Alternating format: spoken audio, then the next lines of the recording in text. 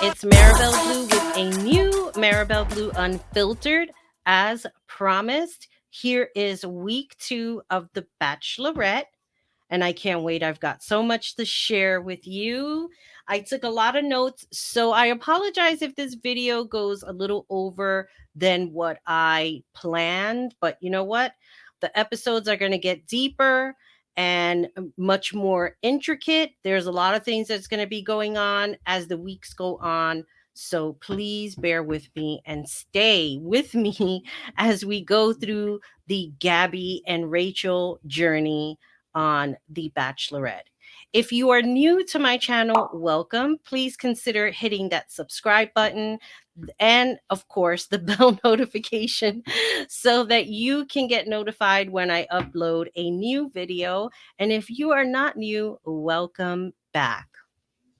I meant to do this earlier, but I got a phone call, which was a little bizarre to say the least. I think that sometimes people have a tendency of saying things to kind of like gauge a reaction. And I don't know why is that. Just ask straightforward. I guess they did, but I don't know. It's so so if I seem weird, it's because of that. So let's get started. Let's not waste any time here. It was a rainy day at the Bachelorette mansion when the ladies, Gabby and Rachel, were trying to figure out how they can get the guys' clothes off. I guess this is something really important. So they had like a Speedo um, beauty pageant contest kind of a thing. And I guess a select few of men, like whoever got picked, would end up going and hanging out with the ladies for a little bit. So I was really looking forward to this only because I wanted to see Hayden in Speedos. But of course, that ended up on the cutting room floor. But up because he had the robe, he had something over the robe. Hayden just let it go. This is going to end up being like the Hayden show. Woo! So they had the Speedo competition, and Logan was the first one. Of course, he was like all outlandish. If you remember Logan, he was the one holding the chicks, which was very strange, like I said before. Quincy, of course, another one. He wore like this green Speedo thing. It was so funny because the producers, they're covering up everything. You see like this black spot, and all the men are are like this. They're this way. But then when Quincy came and showed himself off, the black box was the long way. I'm like, God damn, like that. I mean, it was like long. It was probably like this.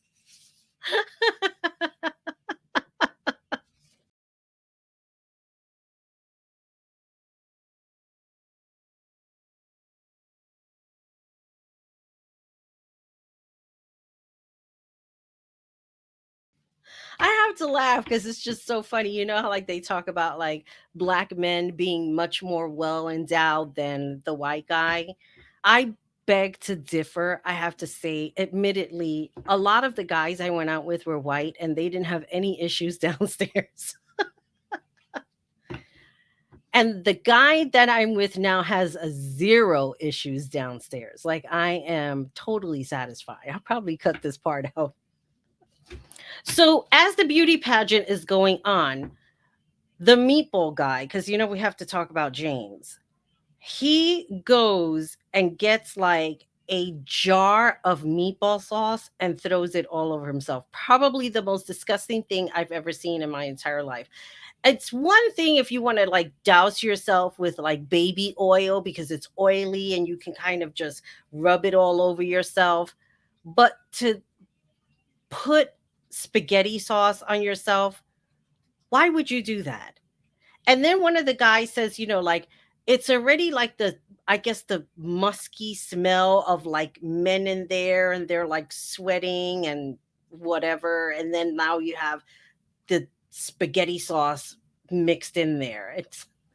Just thinking about it kind of grosses me out. I would not want to be in that room at all. So as the beauty pageant goes on, again, like all the men are trying to make a great impression, and we all understand that. They're all on their best behaviors. Chris comes out, he's singing all off key, and he's like full of himself. It's just kind of like, just make it end. Stop singing, don't do anything, put your robe back on. You're not impressing anybody. Just gonna get into this now because I made like these detailed cards before I get into the whole who got picked. Later on in the episode, he makes a comment. He starts talking about the uh overnight dates in the suites. Now we're talking about overnight dates. I think there's like three people left, if I'm not mistaken, when that time comes. I don't know why Chris decided to go weeks ahead in thinking that he was going to be one of the three men standing at the end of all this. And then talking about like an overnight date. Like, you don't even know these women very well to think in your head you're going to get an overnight date. And on top of thinking that he's getting an overnight date, that if any of them slept with other guys before him, that would be a deal breaker and he would leave because he wants nothing to do with that. First and foremost, let's get it straight. This is the Bachelorette franchise. It's almost like watching an orgy without anything happening. Who was watching Clayton's season? Clayton had his tongue in every woman's mouth every time they had like a one by one with him. So not only a one by one to one, whatever it is, when they were having private time, every woman was kissing the other woman that he just had his mouth in. So, like, I don't know what this guy is talking about. Let's just say Chris was like a well to do guy. He was really cool or whatever it is. He was a good guy. And he ended up being there towards the end. Like the whole time, Chris, you were there, you were making out with everybody else, every other guy in the room. So, like, what are you talking about? So, getting back to after the pageant was over, okay, these were the guys that was picked. Aveen, Logan, Brandon, Jason, Johnny, and Colin. I was a little confused about the choices because I thought the other guys would be lucky be be able to spend time with them. So I was thinking to myself, are Rachel and Gabby basically doing the process of elimination? And the reason why they call these guys because maybe they're not sure about them. They want to see where it goes. Now, of course, Logan, like I said, Logan is definitely playing both sides. But alas, so is Mario, who also got the first impression rose. Well, Logan didn't get a first impression rose. I don't think so. Eric is also another one. I'm still tied to the fact that Eric and Logan are not really good guys in this that's coming up. As Gabby and Rachel are getting to know the guys, Rachel pulls Jason aside and she said that she had her eye on him, right? These were the notes that I took. Rachel had her eye on Jason, and then Jason confesses that he had his eye on Gabby. And he doesn't seem interested, but he mentioned that he was glad that she was being sincere. Now, I don't know about you, but if I was talking to a guy and he told me that he really had interest in somebody else, let's just say like I was with hanging out with my friend and we meet this guy. And then like we kind of veer off to the side and start talking or what have you because I have interest in him. If he told me, you know what, I'm glad that you pulled me aside and that you're being sincere, but I was really interested in your friend, I would not be happy about that. I would be embarrassed. I would feel stupid and I would probably walk away because there would be nothing for me to pursue if he initially had his eye on my friend in the first place. So she was very disappointed about that. She felt like she wasn't having a connection. She didn't know where she stood with the guys, whether they were more into Gabby and not her. Because don't get me wrong, I think Rachel is very, very beautiful, but so is Gabby. And I guess it all depends not just on the physical attributes, but also the personalities, which is very, very important. I think that people get lost in the looks and they don't appreciate the person inside of who they are. You understand what I'm saying? I think that's more important because you know what? Looks can fade away for whatever reason that is, except for mine. I'm kidding. I'm kidding. But in all seriousness, looks can fade away, but personality will always be there. So when you're looking for love, what do you think is more important besides how the person looks? Because, yes, you want them to be eye appealing, but you also want the personality to mesh well with yours. You want somebody who's going to put a smile on your face and make you happy and make you feel good when you're around them, and vice versa. And if those things aren't happening, then you shouldn't be with that person. And because Logan was on this date, of course, he was playing Rachel up. And I think they kissed, if I'm not mistaken. And she felt like things started to turn around. But again, Logan is not only sticking his tongue in Rachel's mouth, but he's also sticking his tongue in Gabby's mouth. So while all of this is going on, Rachel and Gabby kind of get together. They get together and kind of like catch up. Like, what do you think? What do you think of this guy? Who do you like? Because they're kind of like checking in. Just remember, this is something new. They're both on this journey together. They don't want to step on other people's toes. So Gabby tells, I'm sorry. So Rachel tells Gabby that she made out with Logan, but Gabby did not tell her that she too made out with Logan. And this is where it gets dicey because I start saying to myself, well, he's playing both sides. Like, was it wrong that Gabby didn't say anything to Rachel? Because look, it's going to be shown on TV. Don't be suspicious. Don't be suspicious. Don't be suspicious.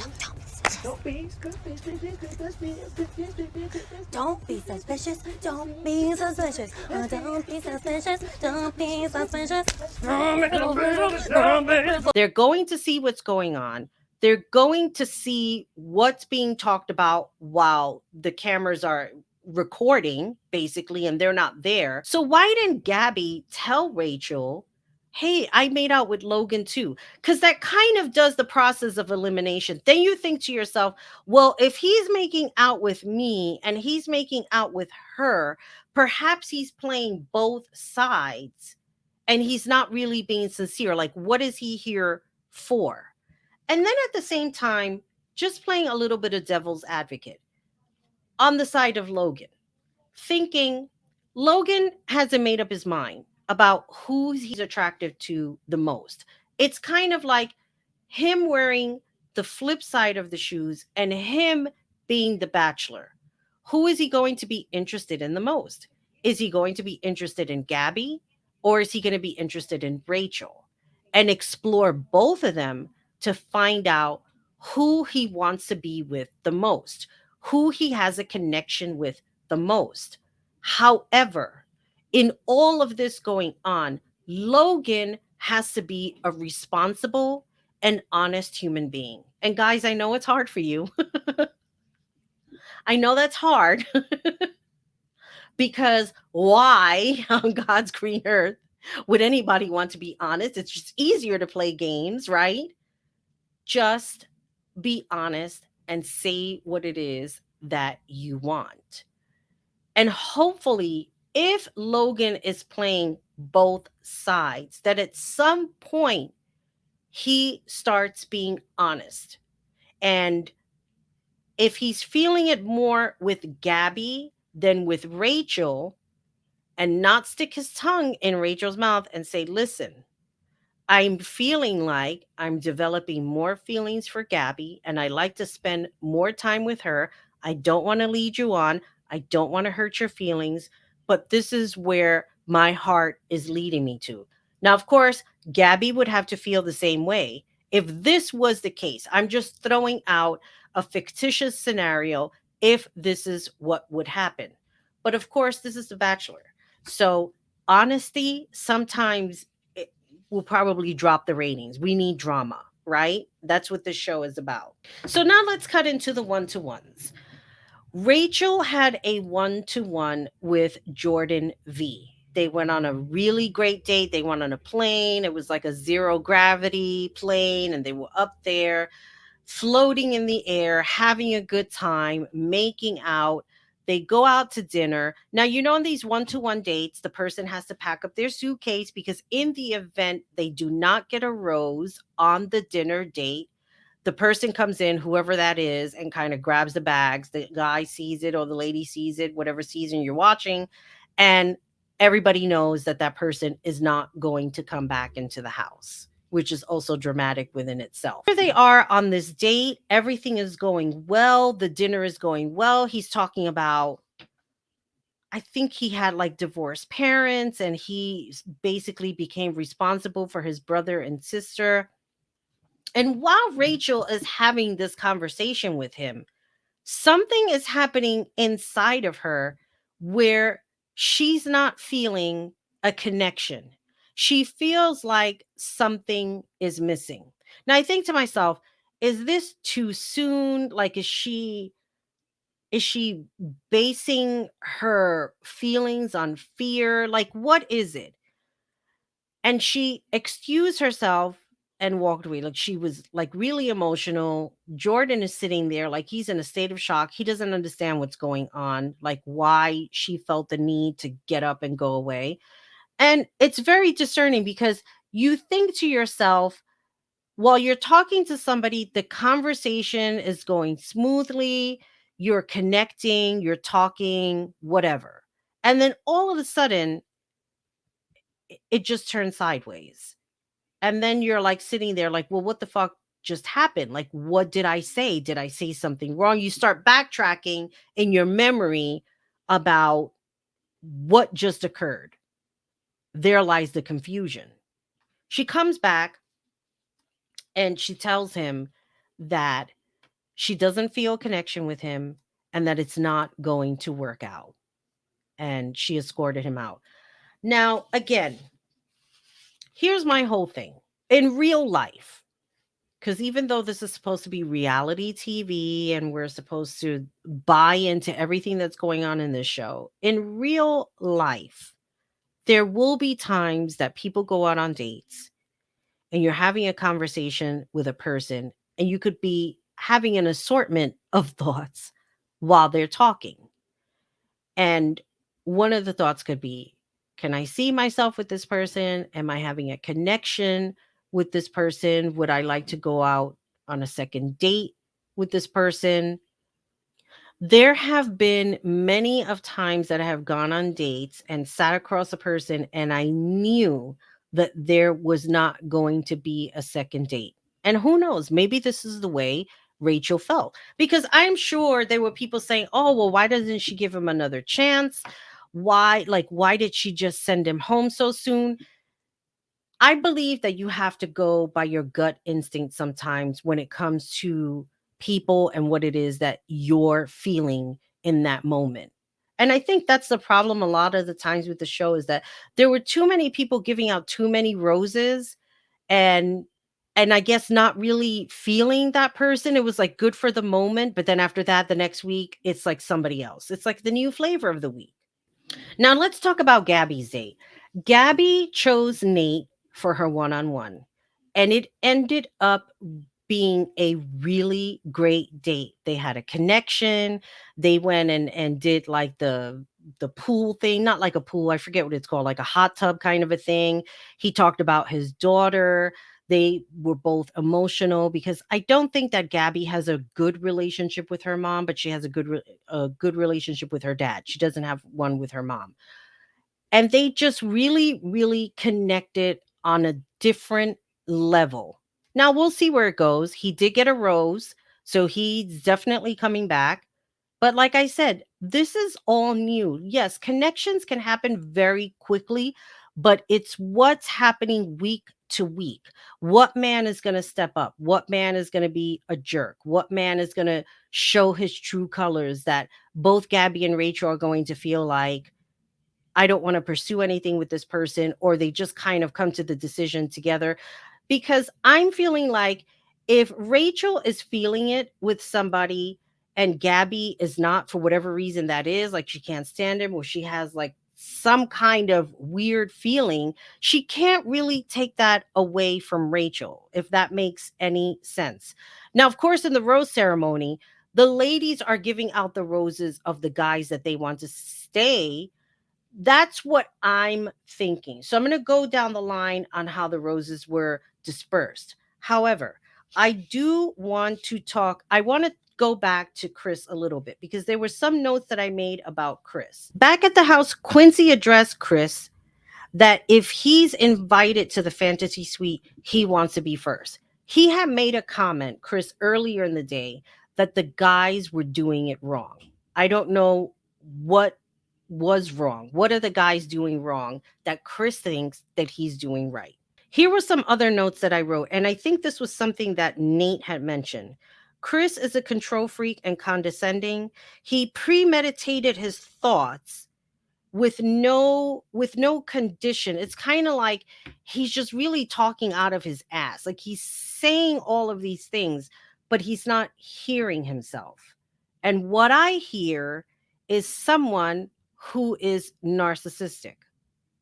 I've had that experience. I know what they sound like. And then one of the guys, I can't remember who it was that said it, but they were talking about his behavior and his attitude, and how his condescending tone can damage other women. Yeah, they're right. It really all depends. That's not to say that every man talks to a woman in a condescending tone. That's not what I'm saying.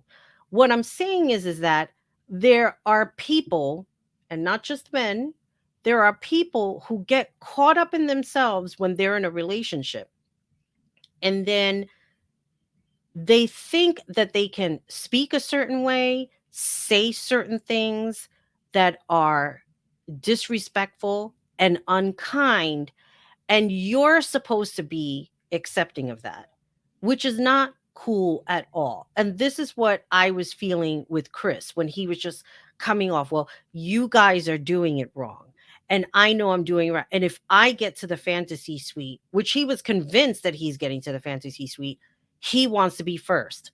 First in what? Like, how dirty are you? You want to be first? Who thinks in that capacity? Chris, of course, because in his mind, he is basically thinking along the lines of sex. He's not thinking of anything else.